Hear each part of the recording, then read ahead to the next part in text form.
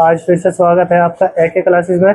इससे पिछली क्लास में मैंने आप लोगों को संधारित्रों का संयोजन सिखाया था कि संधारित्रों का संयोजन किस प्रकार से होता है। मैंने संधारित्रों का संयोजन आप लोगों को दो प्रकार से किया था, एक तो श्रेणी क्रम संयोजन और दूसरा समांतर क्रम संयोजन। अब उन्हीं सूत्रों पर आधारित कुछ क्वेश्चन है, ठीक है। इन क्वेश्चनों को हम जरा सोल्व करते हैं। देखिए जरा ध्यान से, यहाँ पर क्वेश्चन है, चित्र में प्रदर्शित संधारित्रों के संयोजन में बिंदुओं ए व बी के बीच तुल्य धारिता ज्ञात कीजिए। ठीक है, यहाँ पर चित्र दिया गया है एक, इसमें प्रदर्शित जो संधारित्रों का संयोजन है उसमें बिंदु ए और बी के बीच हमें तुल्य धारिता ज्ञात करनी। जो हमारा बिंदु ए होगा और बिंदु बी होगा, इसके बीच हमें तुल्य धारिता ज्ञात करनी है। ठीक है, पहले जरा ध्यान से देखो, जो चीज आप लोगों को दे रखी उन्हें जरा यहाँ से देख कर लिखो ध्यान से, क्या क्या चीज आप लोगों को दे रखी। हमने बोल दिया यहाँ पर दिया है, उसने हमें यहाँ पर संधारित्र दे रखे हैं, कुछ संधारित्र चित्र में प्रदर्शित कर रखे हैं। यहाँ पर देखो जरा ध्यान से, इन सभी संधारित्रों को हम एक एक करके नाम दे देंगे। ठीक है, मान लो ये एक संधारित्र है, इस संधारित्र को मैंने नाम दे दिया C1, ठीक है, इसे नाम दे दिया C2, इसे नाम दे दिया C3 और इसे नाम दे दिया C4, इस तरीके से दे दिया। ठीक है, तो उसने हमें C1 संधारित्र दिया, उसने देखो कितना दिया, 3 माइक्रोफैरड। ठीक है, फिर जो हमारा C2 संधारित्र है उसका मान दिया उसने 9 माइक्रोफैरड। ठीक है, और C3 जो संधारित्र है उसका मान भी उसने दिया 9 माइक्रोफैरड। ठीक है, और जो C4 संधारित्र है उसका मान भी उसने दे दिया हमें कितना, 9 माइक्रोफैरड। कुछ इस तरीके से हमें उसने संधारित्र दिए। ठीक है, उसने कहा इस पूरे परिपथ की हमें तुल्य धारिता ज्ञात करनी है। क्या ज्ञात करनी है? तुल्य धारिता। ठीक है, तुल्य धारिता क्या होगी इस परिपथ की, ये आप लोगों को बतानी है। कोई दिक्कत यहाँ तक, कोई समस्या? अब यहाँ पर देखो जरा ध्यान से, सवाल ये बनता है कि ये जो चित्र में दिए गए संधारित्र है, ये संधारित्र आप लोगों को कौन से क्रम में दिखाई दे रहे? पहले इस चीज पर ध्यान करना। देखो जरा ध्यान से, संधारित्र C1, ठीक है, ये बिंदु A और B के बीच संधारित्र है।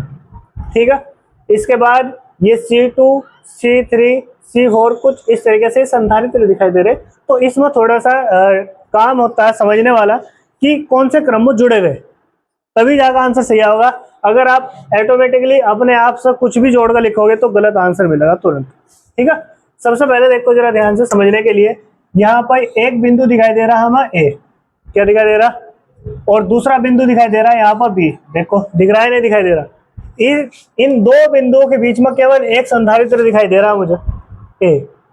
ठीक है, ये C1 संधारित्र दिखाई दे रहा। ठीक है, लेकिन इन्हीं बिंदुओं के द्वारा A और B के द्वारा देखो यहाँ पर एक तार इधर से जा रहा, ये बिजली का तार समझ लो, एक तार ये जा रखा, दो तारे, इन दो तारों के द्वारा, ठीक है, एक ही तार के द्वारा कितने संधारित्र जुड़े हुए उन्हें देखो जरा ध्यान से।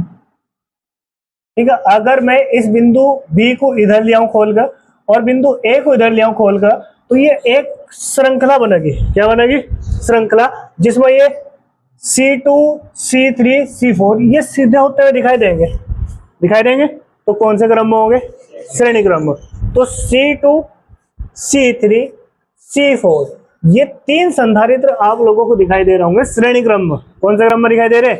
जब हम इन तीनों को जोड़कर एक बनाओगे, ठीक है, फिर देखेंगे कौन से क्रम में आ जाएंगे। ठीक है, तो मैंने कहा यहाँ पर देखो, जब ऐसा सॉल्यूशन करूंगा मैं, ठीक है, मैंने कहा यहाँ पर चूंकि हमें पता है भाई C1 नहीं C2, ये देखो C2 ये वाला और ये वाला, ठीक है, ये तीन संधारित्र C2, C3 और C4, ठीक है, श्रेणी क्रम में है।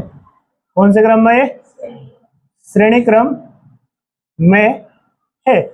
और श्रेणी क्रम के लिए मैंने आप लोगों को तुल्य धारिता ज्ञात करने के लिए सूत्र बता रखा था। ठीक है, श्रेणी क्रम के लिए क्या सूत्र था? हमने बोला था यहाँ पर 1/C, ठीक है, S सीरीज के लिए 1/CS इक्वल टू क्या सूत्र था हमारा? 1/C1 plus 1/C2 plus 1/C3, ये सूत्र था भाई हमारा। कोई दिक्कत यहाँ तक, कोई परेशानी? हमने कहा यहाँ से C1 की जगह तो C2 है, C2 की जगह C3 है क्योंकि तीन संधारित्र है, और C3 की जगह क्या है? C4। ठीक है, तो मैंने कहा चलो भाई कोई बात नहीं, यहाँ मैं C2 लिख देता हूँ, यहाँ मैं C3 लिख देता हूँ, यहाँ मैं C4 लिख देता हूँ। ठीक है, क्योंकि परिपथ में ही हमने C2 C3 C4 दर्शा रखे, तो इसके अकॉर्डिंग हम यहाँ पे लिख देंगे। ठीक है, तो हमने कहा 1/CS मतलब सीरीज में। ठीक है, तो 1/C2, C2 का मान कितना देखो 9 है ना भाई, प्लस C3 का मान भी कितना बताओ 9, प्लस C4 का मान भी कितना। ठीक है, अब हम इसे सॉल्व करेंगे यहाँ पर 1/CS इक्वल टू, ठीक है, अब देखो 1/9, ठीक है 1/9 1/9। ठीक है, देखो इन सब के बटे में क्या दिखाई दे रहा 9 दिखाई दे रहा। ठीक है, तो हमने कहा इन सब का जो एलसीएम है वो तो कितना होगा 9 ही होगा, कितना होगा 9। ठीक है, फिर जो एलसीएम होता उस एलसीएम को हम पहली डिजिट के बटे में लिखी हुई संख्या से भाग करते हैं। 9 से 9 को भाग करोगे कितना मिलेगा 1, और फिर जो भागफल आता है उसकी गुणा ऊपर लिखी हुई संख्या से करते हैं। 9 से 9 को भाग करा कितना आया 1, उस 1 की गुणा 1 के साथ करी कितना मिला हमें 1, यहाँ पर कितना मिला 1, प्लस इसी प्रकार से 9 से इस 9 को भाग करा कितना मिलेगा 1, उस 1 की गुणा ऊपर लिखी हुई संख्या से कर दी तो कितना मिला हमें 1 ही मिला। ठीक है, फिर प्लस इसी प्रकार से इस 9 से इसे भाग कर दिया तो कितना मिला 1, उस 1 की गुणा 1 के साथ करी कितना मिला 1, ये मिला। ठीक है, अब हमने कहा इसे जोड़कर हमें मिलेगा यहाँ पर 1/CS इक्वल टू 1 2 3, इन्हें जोड़कर कितना मिला हमें 3, और बटे में कितना हुआ इसके 9। ठीक है, 3 ही कम 3 3 दिया 9। ठीक है, तो हमने कहा 1/CS इक्वल टू कितना मिल गया हमें 1/3। ठीक है, हमें तो CS का मान निकालना, CS का मतलब श्रेणी क्रम में जो तुल्य मान आया भाई, इस 3 की गुणा 1 के साथ कर दो, इस CS की गुणा 1 के साथ कर दो सर, तो क्रॉस मल्टीप्लाई करने के पश्चात हमें CS कितना मिला बताओ 3, भाई 3 की गुणा 1 के साथ करी 3 तो मिला। ठीक है, 3 माइक्रो फेरेड। ठीक है, मतलब जब हमने क्या करा इन तीनों संधारित्रों को श्रेणी क्रम में जोड़ दिया तो इसकी तुल्य धारिता मिली हमें 3 माइक्रो फेरेड। कितनी मिली 3 माइक्रो फेरेड, भाई 3 माइक्रो फेरेड मिली नहीं मिली हमें। ठीक है, चलो कोई बात नहीं। अब हमने कहा ये डायग्राम चेंज हो चुका है भैया, जब हमने इन तीनों संधारित्रों को जोड़ दिया तो डायग्राम में परिवर्तन आ गया। ठीक है, देखो बिंदु A और B के बीच में एक संधारित्र था, ये तो हमने छेड़ा नहीं बिल्कुल भी, बिंदु A और B वाला तो नहीं छेड़ा है ना। उसके बाद वाले जो संधारित्र थे उन तीनों को जोड़ करके मैंने क्या कर दिया एक बना दिया, बिल्कुल बना दिया नहीं बना दिया, जिसे हमने बोल दिया CS। क्या बोल दिया CS, ये तो C1 है था ये आप लोगों का संधारित्र। ठीक है, तो डायग्राम कुछ इस तरीके से परिवर्तित हो गया। अब यहाँ पर देखो एक संधारित्र ये रहा, एक संधारित्र ये रहा, ये दो संधारित्र कौन से क्रम में दिखाई दे रहे हैं, समांतर क्रम। मतलब अब ये समांतर क्रम में आ चुके, जब ये समांतर क्रम में आ चुके ठीक है, तो इनकी तुल्य धारिता अलग आओगे निकलेगा। तो मैंने कहा नाउ अब देखो जो CS व C1 जो संधारित्र, ठीक है, ये कौन से क्रम में, समांतर क्रम में है, समांतर क्रम में है। ठीक है, ये कौन से क्रम में आ गए, जब समांतर क्रम में आ गए तो समांतर क्रम के लिए हमने आप लोगों को सूत्र बता रखा CP बराबर क्या होता, C1 plus C2 plus C3, इस तरीके से सूत्र होता था। हमारे पास तो दो ही संधारित्र समांतर क्रम में, तो हमने कहा भाई एक संधारित्र तो हमारे पास क्या है C1 और दूसरा क्या है CS। ठीक है, तो हमने कहा यहाँ पर CP। ठीक है, समांतर क्रम में क्या आ गया देखो हमारा C1 का मान कितना देखो 3 माइक्रोफेरेड प्लस CS का मान भी कितना आया हमारे पास 3। ठीक है, तो CP मतलब 3 और 3 कितना होगा 6 माइक्रोफेरेड। तो इस पूरे परिपथ की जो तुल्य धारिता होगी कितनी होगी वह 6 माइक्रोफेरेड। ठीक है, ये होगा इसका फाइनल आंसर, ऐसे करना नोट करो।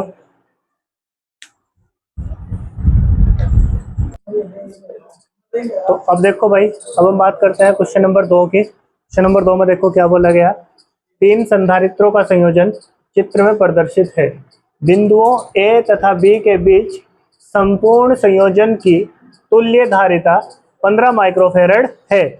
तो संधारित्र C की धारिता ज्ञात कीजिए। ठीक है, यहाँ पर एक चित्र दिखा रखा आप लोगों को, देखो ठीक है। इसमें 3 संधारित्र दे रखे, देखो यहाँ पर 1 2 3, 3 संधारित्र इस चित्र के अंदर दर्शा रखे, जिनमें से 2 संधारित्रों की धारिता उसने दे रखी, ठीक है, एक की 10 माइक्रोफैरड है, दूसरे की भी 10 माइक्रोफैरड है। लेकिन यहाँ पर जो एक तीसरा संधारित्र है, इसकी धारिता उसने C दे रखी, और यही धारिता आप लोगों को ज्ञात करनी है, यही बोला गया क्वेश्चन में, ठीक है। अब जो चीज आप लोगों को दे रखी है उसे लिख लो पहले, जरा ध्यान से यहाँ पे लिखो, आंसर में लिखेंगे दिया है, ठीक है। यहाँ पर उसने ये संधारित्र दे दिया हमें, इसे मैंने मान लिया C1 और इसे मान लिया C2, ठीक है। C1 संधारित्र की धारिता उसने दी है हमें कितनी, 10 माइक्रोफैरड, ठीक है, और C2 संधारित्र की धारिता भी उसने दी है हमें 10 माइक्रोफैरड, ठीक है। और हमें कहा उसने जो C संधारित्र है इसकी धारिता आप लोगों को क्या करनी है, ज्ञात करनी है, ठीक है। क्वेश्चन में उसने ये भी बोला था A और B के बीच संपूर्ण संयोजन की तुल्य धारिता उसने दे रखी है, इस पूरे संयोजन की तुल्य धारिता उसने हमें दे रखी है, तुल्य धारिता, ठीक है, उसने हमें दे रखी है, टोटल कितनी दे रखी है, 15 माइक्रोफैरड, ठीक है भाई। चलिए अब देखो जरा ध्यान से, यहाँ पर सॉल्यूशन करता हूँ इसका। सबसे पहले ध्यान से देखो, ये बिंदु A और B है, इसके बीच में 3 संधारित्र दिखाई दे रहे होंगे। यहाँ पर एक देखो C1 दिखाई दे रहा, दूसरा C2 संधारित्र दिखाई दे रहा, एक दिखाई दे रहा हमें C, ठीक है।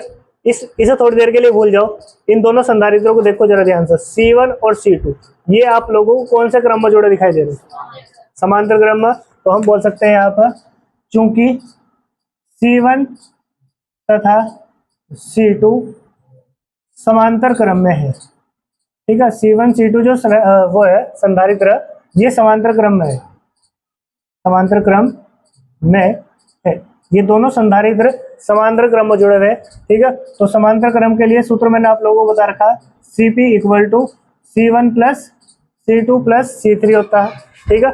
यहाँ 2 संधारित्र देखो C1 और C2, ये 2 संधारित्र, तो इसलिए मैंने C1 + C2 लिखा है यहाँ पर, देखो।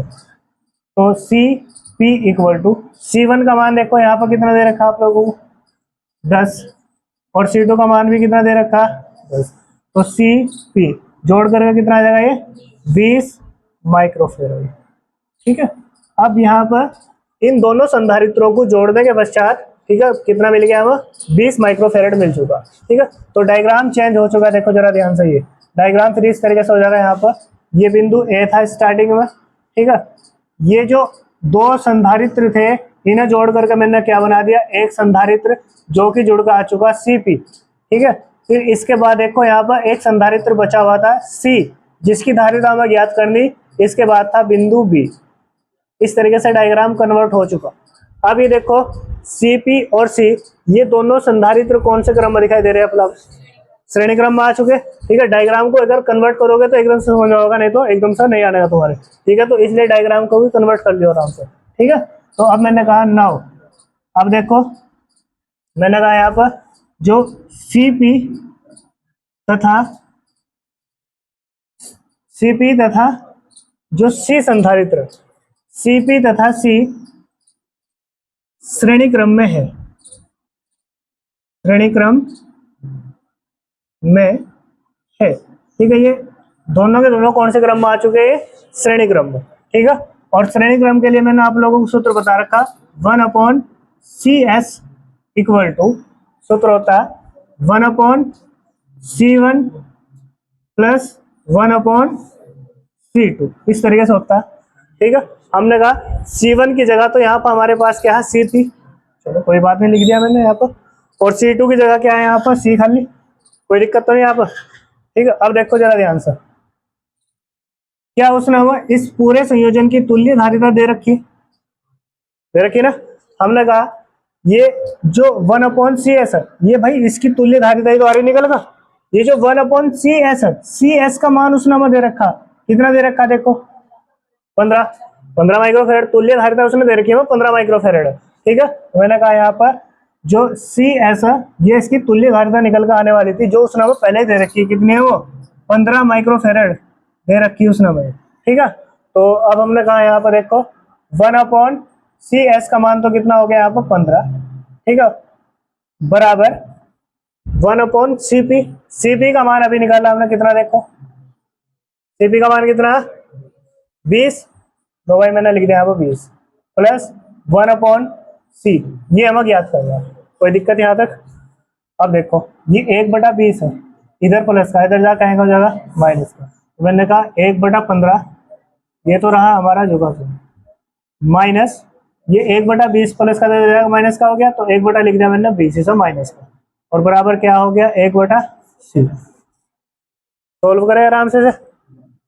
इस 20 की गुणा 1 के साथ करो, 20 ही कम 20, क्रॉस मल्टीप्लाई कर दो, ठीक है, 20 ही कम 20 माइनस 15 ही कम 15, ठीक है, फिर बटे में इस 15 की गुणा 20 के साथ करो, ठीक है, 15 तो नहीं कितना होगा 30, ठीक है, और एक 0 30 के साथ हो तो कितना हो जाएगा 300, ठीक है, तो बराबर 1 क्या होगा यहाँ पर C, ठीक है, तो 20 मतलब 15 का कितना बचा 5, और बटे में कितना है इसके 300, और बराबर 1/, ठीक है, 5 से घटा 5 एकम 5, 5 छंग 30, यानी कि कितना जाएगा 60, तो 1/60 बराबर 1/ क्या होगा C। क्रॉस मल्टीप्लाई करो, इसकी गुणा इसके साथ करो, इसकी गुणा इसके साथ करो, C की गुणा 1 के साथ करोगे C मिलेगा, 60 की गुणा 1 के साथ करोगे 60 मिलेगा, तो 60 माइक्रोफेरेड होगी, ठीक है, संधारित्र C की धारिता, और ये होगा इसका क्या फाइनल आंसर, ठीक है, नोट करो।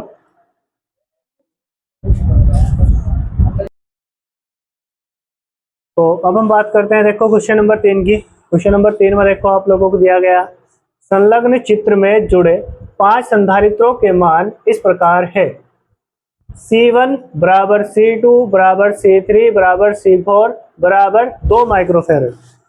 कहने का मतलब है इसका C1 C2 C3 C4, ये जो संधारित्र, ये 4 संधारित्र, इन सभी की धारिताएं बराबर किसके है 2 माइक्रोफेरेड के, यानी कि प्रत्येक संधारित्र 2 माइक्रोफेरेड का होगा, ठीक है, तथा C5 जो संधारित्र, ठीक है, उसमें 5 माइक्रोफेरेड, उसकी धारिता कितनी है 5 माइक्रोफेरेड है। अब देखो जरा ध्यान से, ये है कौन कौन से चित्र में, ये भी दर्शा दो, ठीक है, यहाँ पर देखो ये संधारित्र C1 हो गया, ये वाला संधारित्र होगा C2, ठीक है, और फिर इसके बाद ये वाला जो संधारित्र है इधर वाला, ये होगा हमारा C3, और ये वाला जो संधारित्र ये होगा हमारा C4, ठीक है, और ये वाला जो संधारित्र, ये वाला अंदर वाला, ये होगा हमारा C5। 5 संधारित्र इसमें जुड़े हुए, ठीक है, इस परिपथ के अंदर ये जुड़े हुए। अब देखो जरा ध्यान से, ये 5 संधारित्र जब इसके अंदर जुड़े हुए, तो देखो जरा ध्यान से, इसमें संधि आ रही कहीं ना कहीं, मतलब ज्वाइंट आ रही।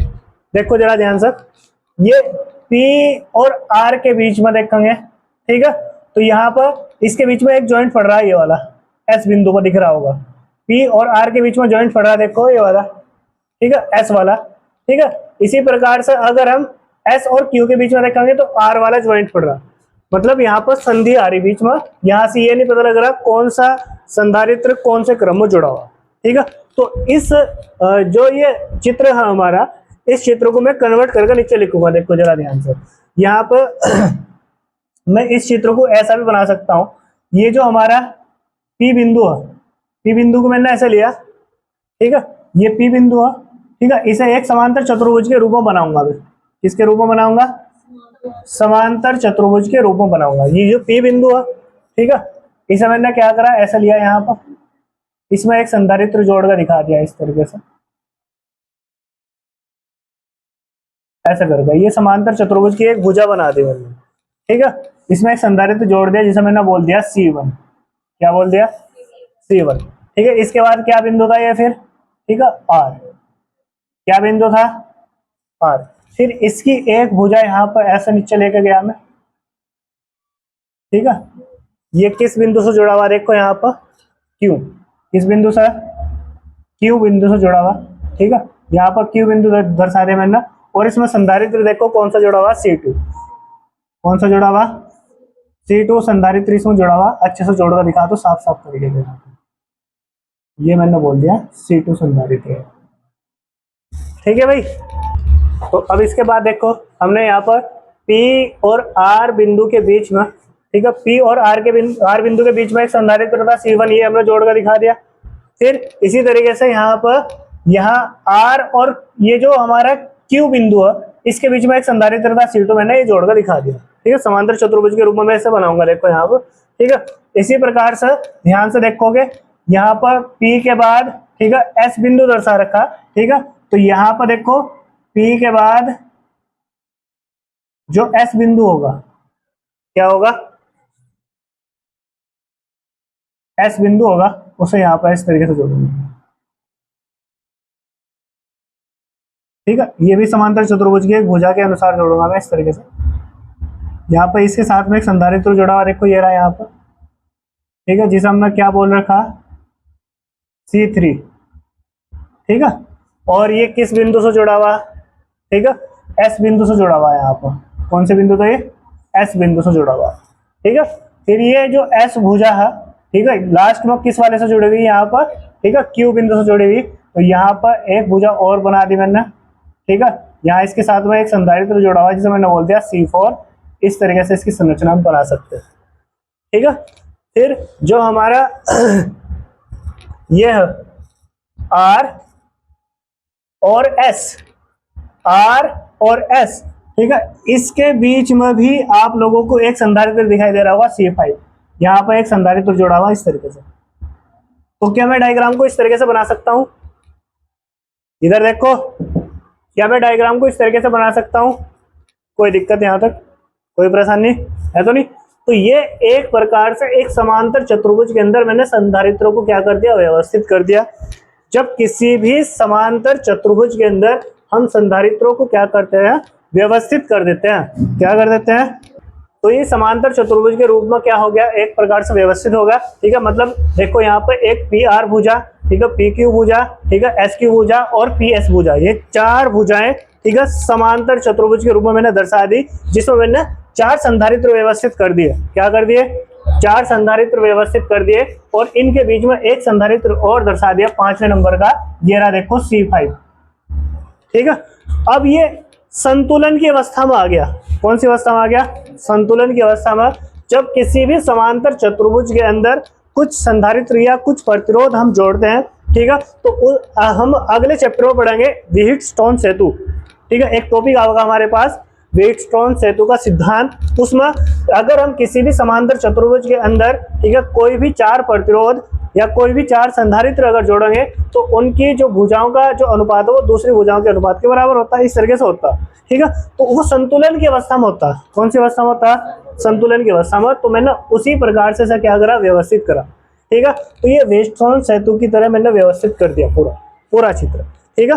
तो अब देखो जरा ध्यान से सर, अब इसमें देखो यहाँ पे लिखूंगा मैं, यह है आंसर में लिखेंगे, यह एक संतुलित, यह एक संतुलित व्हीटस्टोन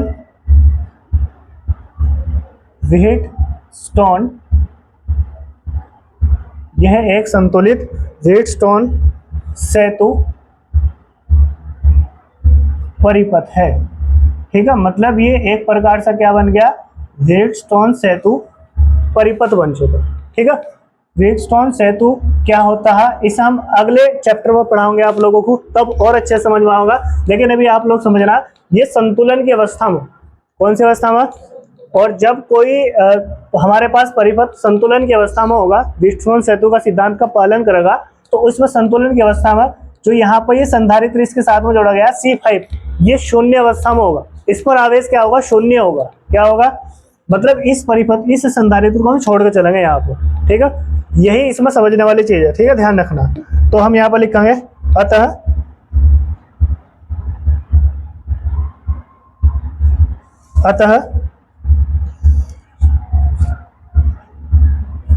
शाखा मतलब ये एक जो भुजा, शाखा RS के बीच लगा संधारित्र,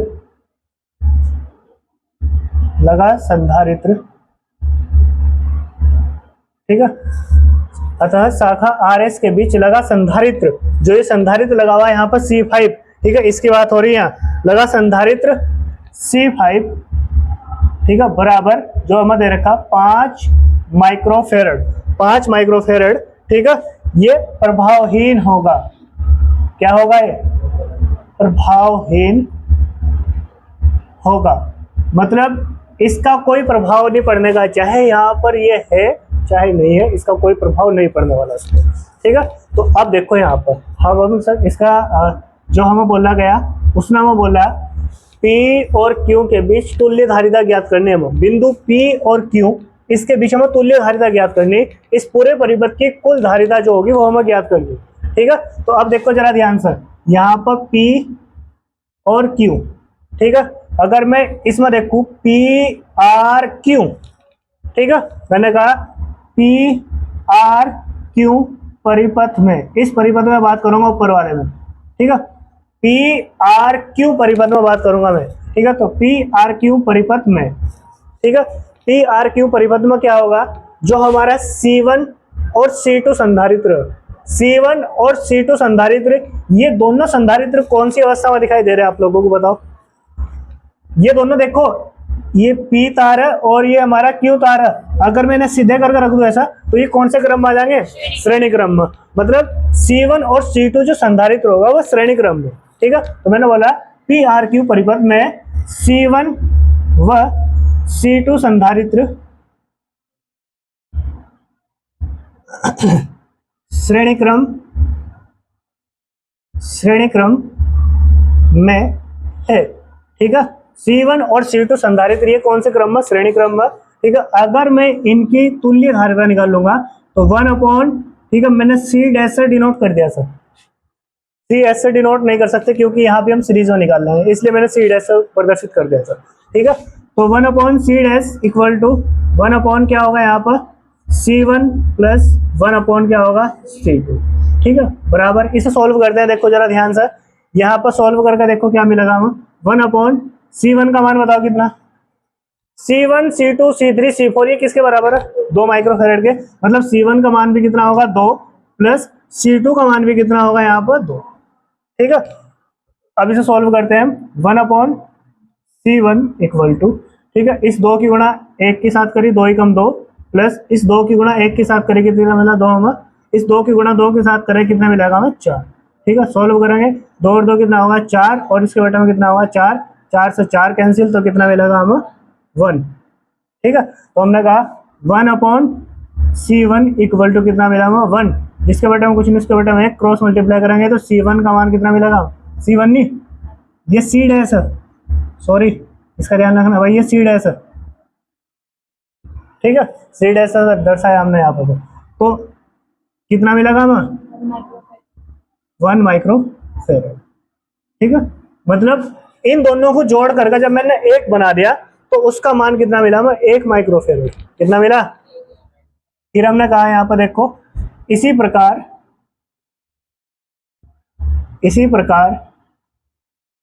परिपथ PSQ में,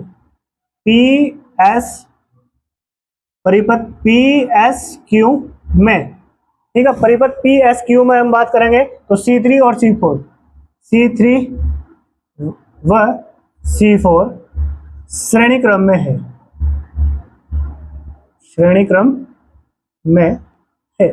ठीक है। ये कौन से क्रम में दिखाई दे रहा है भाई? श्रेणी क्रम में। तो इसके लिए हम बोल देंगे 1/C डबल डैश से डिनोट कर दो सर, ठीक है, बराबर क्या होगा 1/C3 प्लस 1/C4, यही तो संधारित्र है यहाँ पर, ठीक है।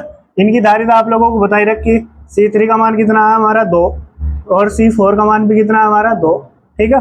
इसे सॉल्व करेंगे 1/C double dash equal to 2 Ekam 2 plus 2 एकम 2 और बटे में कितना होगा इसके 2 दूनी 4 बराबर 4 बटे में कितना जाएगा इससे 4, 4 तो 4 कैंसिल कितना मिलेगा 1, तो 1/C double dash equal to 1/ क्या आ जाएगा 1, क्रॉस मल्टीप्लाई करेंगे इसकी गुणा से 7 इसकी गुणा से 7 तो C double dash equal to कितना मिलेगा हमें 1 माइक्रोफेरेड, ठीक है।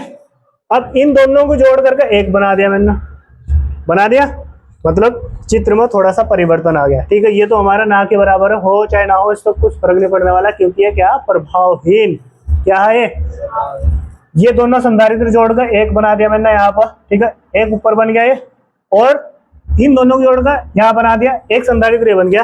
ये दो संधारित्र हो गए नहीं, सी डैश और सी डबल डैश एक दूसरे के ऊपर आओगे, आओगे नहीं आओगे? तो कौन सी व्यवस्था में जाएंगे? समांतर क्रम। इसमें आओगे, हमें क्या करना है, पी और क्यू के बीच की तुल्य धारिता बतानी, कुल धारिता बतानी। तो वो तभी तो निकलेगी जो ये संधारित्र हमने जोड़कर एक एक बनाए, इन दोनों को भी तो जोड़ना पड़ेगा। तो हमने कहा यहाँ पर अतः सी डैश व सी डबल डैश समांतर क्रम में है। अब ये कौन से क्रम में आ गए? समांतर क्रम में है। अब ये समांतर क्रम में आ गया भाई। अब पी और क्यू के बीच की तुल्य धारिता तभी याद कर सकते हैं जब इन दोनों को जोड़कर हम एक बना देंगे। मतलब सी पी, ठीक है, तुल्य धारिता हमारी ये होगी भाई, पैरेलल कॉम्बिनेशन है तो क्या होगा वो C dash plus C double dash, ठीक है। तो C P equal to C dash का मान कितना और सी डबल डैश का मान भी कितना, ठीक है। तो सी पी इक्वल टू तुल्य धारिता कितनी होगी इसकी? 2 माइक्रोफैराड, ठीक है। ये होगा इसका फाइनल आंसर। कोई दिक्कत? नोट करो।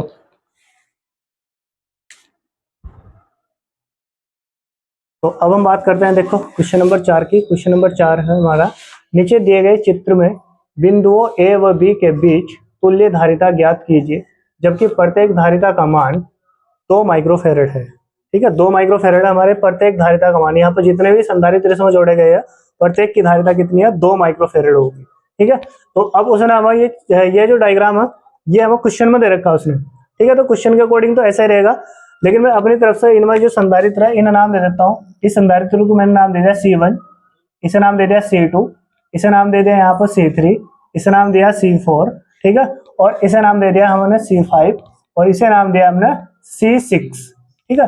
ये 6 संधारित्र हमें दे रखे, जिनमें से ये जो 5 संधारित्र ये आप लोगों को एक व्यवस्था के अनुसार दिखाई दे रहे होंगे। जिस प्रकार से मैंने पिछला क्वेश्चन कराया वहां समांतर चतुर्भुज के अंदर 5 संधारित्र जुड़े हुए थे, इसी प्रकार से बिल्कुल इसमें भी देखो 5 संधारित्र जुड़े हुए, ठीक है। यहाँ 5 संधारित्र जुड़े हुए, मतलब ये भी एक व्हीटस्टोन सेतु की तरह ही कार्य कर रहा है, मतलब संतुलन की अवस्था में दिखाई देगा ये यहाँ पर, ठीक है। तो अब हम कहेंगे यहाँ पर देखो, हम बोल लेंगे चूंकि प्रथम 5 संधारित्र, प्रथम 5 संधारित्र, क्योंकि प्रथम 5 संधारित्र संतुलित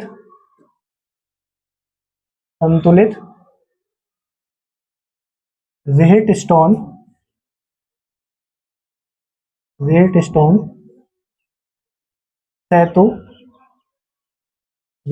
सेतु परिपथ बनाते हैं,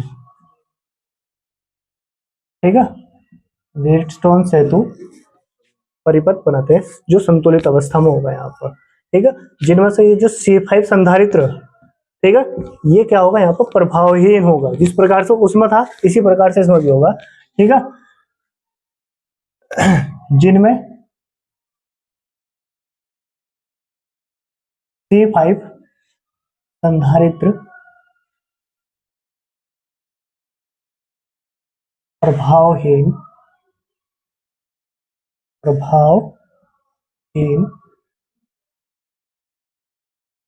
है, ठीक है। C5 संधारित्र क्या होगा? प्रभावहीन होगा, मतलब इसका यहाँ पर कोई भी उपयोग नहीं होने का, ठीक है, इसका कोई प्रभाव नहीं पड़ेगा यहाँ पर। अब हम बोल रहे हैं यहाँ पर नाउ, ठीक है। हम देख रहे हैं यहाँ पर C1 और C2 ये एक तार के द्वारा जुड़े हुए 2 संधारित्र, तो इन्हें हम बोल सकते हैं श्रेणी क्रम। हम बोल सकते हैं C1 व C2 श्रेणी क्रम में है, श्रेणी क्रम में है, ये श्रेणी क्रम में है भाई, ठीक है। तो अब हम बोल सकते हैं, तो 1 श्रेणी क्रम के लिए सूत्र बता रखा हमने, 1/C सी एस लिखते थे तो मैंने सी डैश से डिनोट कर दिया सर, ठीक है, क्योंकि ये और भी आएंगे श्रेणी क्रम में यहाँ पर, ठीक है। तो मैंने 1/C डैश से डिनोट कर दिया सर मैंने, ठीक है। तो बराबर होगा 1/C1 प्लस 1/C2।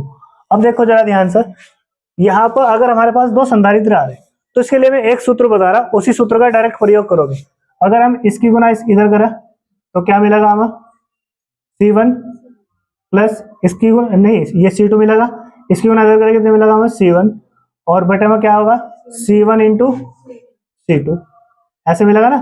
तो अगर हम सही तरीके से लिखा, ठीक है, मतलब अगर इनका व्युत्क्रम कर दो, ठीक है, तो C डैश तो चल जाएगा ऊपर, है ना, और एक चले जाएगा इसके बटे में, ठीक है, और इसमें C1 इंटू C2 ये चल जाएगा ऊपर, और बटे में क्या आ जाएगा C2 या C1 प्लस C2, इस तरीके से हम लिख सकते हैं।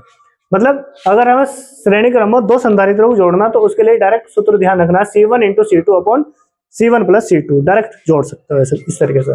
तो मैंने कहा यहाँ पर देखो C डैश इक्वल टू, अब देखो यहाँ पर C1 का मान बताओ, उसने प्रत्येक संधारित्र की धारिता हमें पहले ही बोल रखी कितनी है, 2 माइक्रोफेरेड, ठीक है, चाहे कितने भी संधारित्र है इसके अंदर सबकी 2 माइक्रोफेरेड होगी, तो 2 गुणा 2 और बटे में क्या होगा 2 प्लस 2, ठीक है, 2 गुणा 2 कितना होगा 4, और 2 और 2 कितना होगा 4, 4 से 4 का काटा कितना मिलेगा 1, मतलब C डैश जो संधारित्र की धारिता होगी वो कितनी होगी, ठीक है 1 माइक्रोफेरेड, ठीक है, जिसे हम 1 माइक्रोफेरेड बोलते हैं हिंदी में, ठीक है।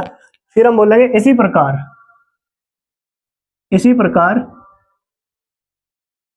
C3 और C4, इसी प्रकार C3 व C4 श्रेणी क्रम में है, श्रेणी क्रम में है। ये जब श्रेणी क्रम में होगा तो इसके लिए अभी मैंने सूत्र बताया था आप लोगों को, C डबल डैश दर्शा दो, ठीक है, बराबर क्या होगा C3 इंटू C4, और बटे में क्या आ जाएगा C3 प्लस C4, इस तरीके से हो जाएगा। डायरेक्ट कर दिया मैंने क्योंकि ये दो संधारित्र में C3 C4 दे रखे थे, ठीक है। तो अब हम इसे सॉल्व करते हैं। देखो यहाँ पर मैंने कहा इसके बाद C double dash equal to C3 का मान देखो कितना 2 गुणा C4 का मान भी कितना होगा 2, 2 प्लस 2, ठीक है। फिर इसके बाद में आगे कर रहा है यहाँ पर C double dash equal to 2 तो कितना होगा 4, और बटे में कितना होगा इससे 4, 4 से ऐसा काटा कितना मिलेगा 1, तो C डबल डैश कितना मिला हमें 1 माइक्रोफेरेड, कितना मिल गया 1 माइक्रोफेरेड। इन दोनों को जोड़ा तो क्या मिला हमें C डैश, नीचे वाले को जोड़ा तो क्या मिला C डबल डैश। इन दोनों को जोड़कर एक बना रखा हमने, एक संधारित्र ऊपर हो जाएगा एक नीचे हो जाएगा, कौन से क्रम में जाएंगे समांतर क्रम में, ठीक है। फिर हम इन दोनों को जोड़ेंगे, इन दोनों को जोड़ने के पश्चात, ठीक है, फिर एक बन जाएगा, तो एक तो ये बन गया, एक ये बचेगा, फिर ये कौन से क्रम में आ जाएगा श्रेणी क्रम में। हमें क्योंकि इनके बीच की निकालनी ना, ए और बी बिंदु के बीच की, तो आराम से एक एक करके सबको सॉल्व करते चलेंगे, ठीक है। तो अब मैं कहूंगा यहाँ पर अतः C डैश व C डबल डैश, अब ये कौन से क्रम में आ गए दोनों जोड़कर समांतर क्रम में, ठीक है। तो मैं बोल लूंगा यहाँ समांतर क्रम में है, समांतर क्रम में है। अब ये समांतर क्रम में आ गए तो मतलब हम बोल सकते हैं C 3 बार डैश लगा, क्योंकि अभी हम फाइनल आंसर यहां से निकाल लेंगे ना, अभी एक और रहेगा, तो मैंने 3 डैश तो दर्शा दिया सर, बराबर C dash plus C double dash, ठीक है, C triple dash equal to C1, ये इसका मान कितना था 1, और इसका मान भी कितना आया था 1, तो C ट्रिपल डैश जोड़कर कितना मिलेगा हमें 2 माइक्रोफेरेड, कितना मिला 2 माइक्रोफेरेड। अब इन सबको जोड़कर एक बनाया तो क्या मिला हमें 2 माइक्रोफेरेड, ये पूरा का पूरा एक बना दिया हमने, ठीक है। ये तो प्रभावहीन था, इसका कोई प्रभाव नहीं पड़ने वाला, एक बना दिया तो एक संधारित्र ये हुआ, एक ये हुआ, कितने हो गए 2 संधारित्र, और कौन से क्रम में हो गया आपका श्रेणी क्रम में। तो अब हम बोल रहे हैं यहाँ पर 9, ठीक है। अब देखो जो C ट्रिपल डैश व C6 कौन से क्रम में आ गए श्रेणी क्रम में है। भाई ये श्रेणी क्रम में आ चुके हैं, तो श्रेणी क्रम के लिए अभी सूत्र बताया मैंने आप लोगों को, CS लिख दो इस बार से, ठीक है, फाइनल निकल रहा हमारा आंसर। तो CS इक्वल टू हमने बोल दिया यहाँ पर C ट्रिपल डैश, ठीक है, 2 संधारित्र के लिए भी सूत्र स्थापित करवा दे, देखो मैंने यहाँ पर C6 इस तरीके से होगा, और C triple dash plus C6 इस तरीके से कर दो, इस आगे यहाँ कर दो। देखो मैंने कहा CS इक्वल टू, इसका मान कितना आया था निकलेगा 2 माइक्रोफेरेड आया था, गुना C6 प्रत्येक संधारित्र की धारिता 2 माइक्रोफेरेड दी, तो हमने कहा 2, और बटे में कितना होगा इसके 2 प्लस 2, ठीक है। तो जोड़ने में तुम्हारे चर्चे भाई 2 दूनी 4 और 2 और 2 4, 4 तो इससे इकट्ठा कितना होने लगा 1।